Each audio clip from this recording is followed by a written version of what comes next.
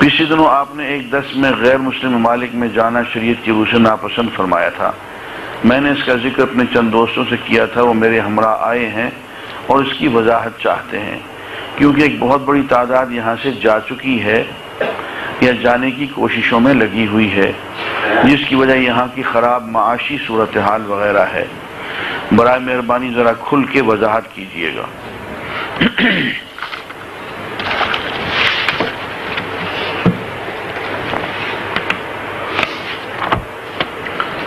میں اصل میں قرآن مجید کا وہ حصہ پڑھ کے سنانا چاہتا ہوں جس میں اس کی ممانعت ہے، اور میں یہ چاہتا ہوں کہ وہ بات آپ ذرا غور سے توجہ سے سن لیں.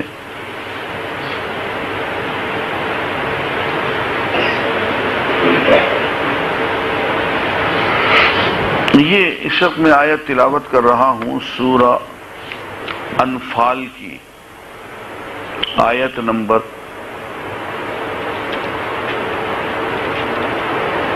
72. سورہ انفال آیت نمبر 72. اس کا ترجمہ ذرا غور سے سن لیں.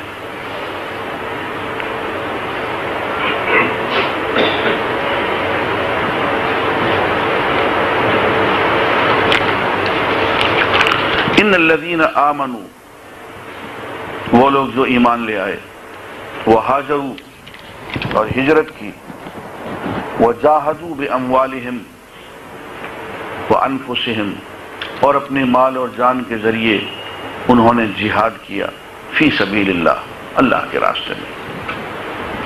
والذین آووا ونصروا، اور وہ لوگ جنہوں نے کہ آپس میں ایک دوسرے کی مدد کی، ایک دوسرے کو پناہ دی.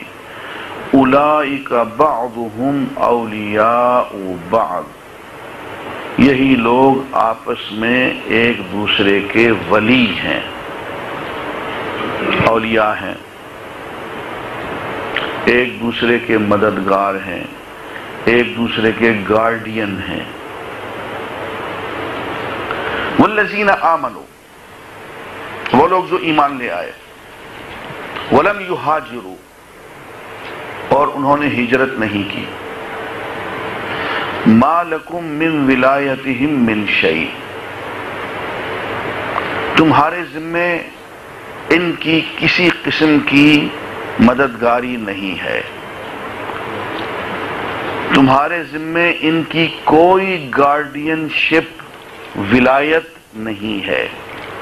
ولایت ایک دین کی اصطلاح ہے. اس اصطلاح کا مطلب یہ ہوتا ہے کہ ہم جب کسی کے گارڈین ہوتے ہیں تو اس کی جان، مال، اس کے نان نفقہ، اس کی ضروریات سب ہمارے ذمہ پڑ جاتی ہیں. اسلامک اسٹیٹ جو ہے وہ اس میں سب سے بڑی گارڈین ہوتی ہے، اس کو ولی الامر کہتے ہیں. وہ مسلمانوں کی جان، مال، آبرو، ان کے نان نفقہ، ان کی ہر چیز کی حفاظت کرتی ہے. اس حفاظت کو ولایت کہا جاتا ہے. جیسے ایک بیٹی کا باپ اس کا ولی ہوتا ہے، ولی الامر، یا ایک بیوی کا خامد اس کا ولی الامر ہوتا ہے، ایسے ہی پوری اسٹیٹ جو ہے اسلامک اسٹیٹ، اس کی رعایا کا ولی الامر ہوتا ہے اس کا امیر، اس کی حکومت. فرماتے ہیں والذین آمنوا، جو لوگ ایمان لے آئے، ولم یہاجروا، اور انہوں نے ہجرت نہیں کی، کافر ملک میں رہے، کافر ملک سے نکل کے مسلمان ملک میں نہیں آئے. ما لکم من ولایتہم من شیء، تو اے نبی آپ کی ان پہ کوئی ولایت نہیں ہے، آپ ان کے گارڈین نہیں ہیں، آپ کے ذمے ان کی کسی قسم کی حفاظت اور مدد نہیں ہے. حتی یہاجروا، جب تک کہ وہ ہجرت نہ کر لیں.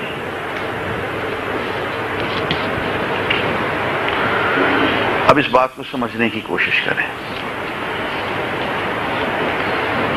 حضور اکرم صلی اللہ علیہ وآلہ وسلم نے دین کی دعوت دی، مکہ میں مشکلات آ گئیں، مکہ سے آپ نے صحابہ کو ہجرت کا حکم دے دیا، پہلے حبشہ میں ہجرت کروائی ایک مرتبہ، دوسری مرتبہ پھر آپ ہجرت فرما کے مدینہ منورہ تشریف لے آئے،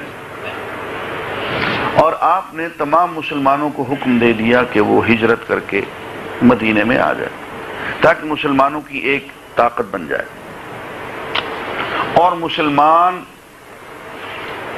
ان علاقوں میں نہ رہیں جہاں کفر پھیلا ہوا۔ اب ہوا یوں کہ مسلمانوں کی ایک تعداد ایسی تھی جو مکہ میں رہ رہے تھے، ان کو یہ وہم تھا کہ ہم تو روزانہ طواف کعبہ کرتے ہیں اور کعبے میں ایک نماز کا اجر جو ہے 1,00,000 کے برابر ہے، ہم تو ہفتے میں 1-2 عمرے کر لیتے ہیں، مہینے میں اتنے عمرے ہم ہر سال حج بھی کر لیتے ہیں، تو ہم نے اگر ہجرت نہیں بھی کی اور ہم دارالکفر میں رہتے رہے اور حضور صلی اللہ علیہ وسلم کی خدمت میں نہ پہنچے اور دارالسلام میں اسلامی مملکت جو نئی تھی اس میں اگر ہم نہیں پہنچے تو اللہ معاف کر دے گا۔ فرمایا نہیں، اگر یہ دارالکفر میں رہتے ہیں اور دارالاسلام میں نہیں آتے ہیں تو ان کی ولایت کا جو تعلق ہے وہ ٹوٹ گیا، یہ آپ کی امت سے خارج ہو جاتے ہیں، حق ولایت سے باہر نکل گئے۔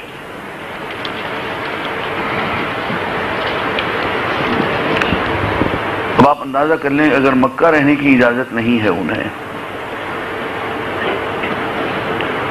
مدینہ چھوڑ کے، تو لندن رہنے کی اجازت کیسے ہو گئی؟ واشنگٹن میں رہنے کی اجازت کیسے ہو گئی؟ مکہ چونکہ کفر کی جگہ تھا، فرمایا کہ جب تک کہ مکہ چھوڑو گے نہیں اور مدینہ ہجرت کر کے نہیں آؤ گے تم حضور کی ولایت میں داخل نہیں ہو سکتے۔ اب عزیزان گرامی اسی مسئلے کو یہاں اپلائی کریں اپنی موجودہ صورتحال میں، اس کو پورا دھیان سے انٹیلیجنٹلی اس کو سمجھیں۔ مسئلہ سارا یہ ہے کہ ایک مسلمان دارالسلام میں رہے گا، اسلام کے گھر میں رہے گا، مسلمانوں کے درمیان رہے گا، کافروں میں نہیں رہے گا، دارالکفر میں نہیں رہے گا، ورنہ اس کے بچے، اس کی نسلیں اگر کافر ہو گئی تو ان کے کفر اور قیامت تک کے ان کے کفر اور ان کی گمراہی کا سارا بوجھ اس کے کندھے پہ ہوگا۔ اس لیے اصولی طور پہ کسی مسلمان کو دارالکفر میں رہنا جائز نہیں ہے، حرام ہے، اس کو دارالاسلام میں رہنا چاہیے، اسلام کے گھر میں، اسلامی ملک میں، اسلامی معاشرے میں۔ یہ تو ہے اصولی بات۔ اب سوال یہ ہے کہ کن حالات میں جائز ہے؟ صرف 2 صورتیں بنتی ہیں۔ ایک صورت یہ ہے کہ اسلامی حکومت، اسلامی معاشرہ آپ کے ذمے کوئی ڈیوٹی لگا دے کہ جناب آپ چلے جائیے امریکہ میں، آپ چلے جائیے انگلینڈ میں، سوئٹزرلینڈ میں، یہ کام آپ وہاں جا کے کیجئے۔ کوئی بھی ڈیوٹی ہو سکتی ہے، وہ سفیر کی ڈیوٹی ہو سکتی ہے، کسی تجارت کا کوئی مشن ہو سکتا ہے، کوئی بھی کام ہو سکتا ہے۔ اب ٹھیک ہے، یا دوسری شکل جس کو کھینچ تان کے جائز قرار دیا جا سکتا ہے کہ آپ جائیں، آپ بے شک رہیں، لیکن اس نیت سے کہ گویا آپ کو اسلامی حکومت نے فرض منصبی دے رکھا ہے دین پھیلانے کا، آپ ایک مبلغ کی حیثیت سے، دین پھیلانے والے کی حیثیت سے آپ جائیں۔